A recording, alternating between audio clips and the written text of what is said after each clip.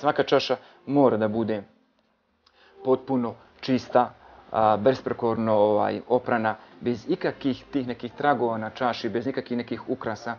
Čaša mora da se sastoji iz potpuno 3 dela gdje mora da ima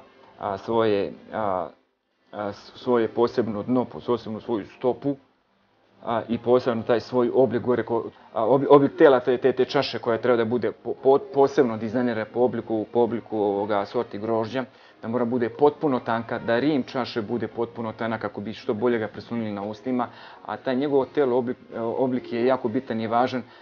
Zašto? Zato što svaka sorta ima svoj značaj i ima svoj miris, ukus i aromu kako ulazi u usnu duplju.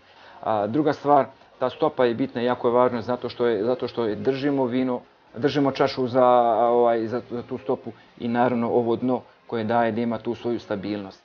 I jako je bitno i jako je važno da uvijek čašu držimo ovako za stopu tu iz jednog prostog razloga da bismo mogli što bolje da pogledamo vino.